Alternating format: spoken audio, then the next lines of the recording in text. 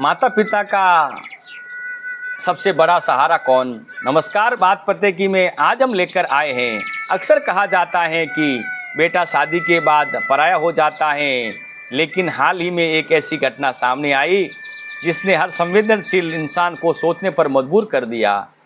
एक पिता ने अपना पूरा जीवन अपनी 3 बेटियों की परवरिश में लगा दिया, उन्हें अच्छी शिक्षा दिलाई, अपने सामर्थ्य से बढ़कर उनके विवाह करवाए और उनकी खुशियों के लिए अपने जीवन भर की कमाई खर्च कर दी। समय बीतता गया, वृद्धावस्था आई। जब स्वयं का पालन पोषण कठिन हो गया तो परिस्थितियों और बच्चों की सलाह के अनुसार वे अपनी पत्नी के साथ वृद्धाश्रम चले गए। कुछ समय बाद उनकी पत्नी का देहांत हो गया। अब वे अकेले थे और लगातार बीमार रहने लगे।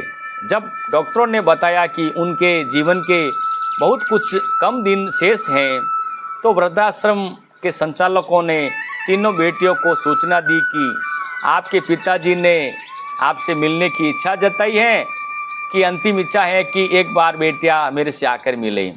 लेकिन किसी ने समय नहीं निकाला, किसी ने काम का बहाना बनाया तो किसी ने अपनी व्यस्तता का। कुछ समय बाद उस पिता का भी देहांत हो गया। फिर संचालकों ने बेटियों को अंतिम संस्कार के लिए बुलाया। जवाब मिला, हम 51 रुपये भेज देते हैं, आप ही अंतिम संस्कार कर दीजिए, हमें वीडियो कॉल पर अंतिम दर्शन करवा दीजिए।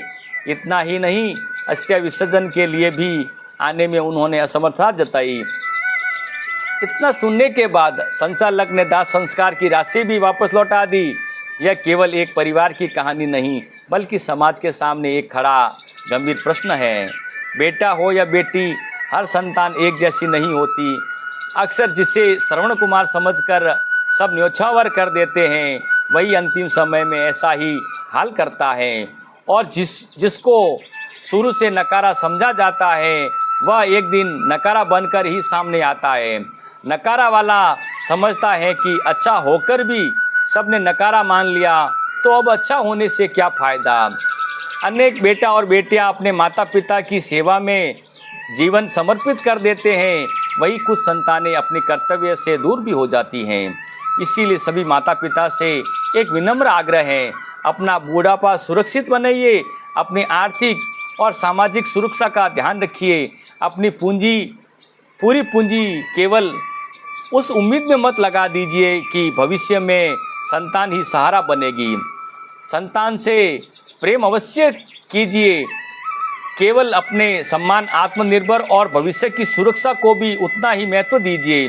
याद रखिए, माता पिता का सम्मान केवल शब्दों से नहीं, बल्कि उनके जीवन के अंतिम पड़ाव में उनके साथ खड़े होने से सिद्ध होता है। और माता पिता को भी चाहिए कि सभी संतानों को सम्मान दृष्टि से देखें। कोई श्रवण कुमार नहीं, कोई नकारा नहीं। श्रवण कुमार अक्सर कलयुग में नकारा बन जाता है, और जिसको नकारा समझते हैं वह अक्सर श्रवण कुमार बन जाता है। जय श्री राम।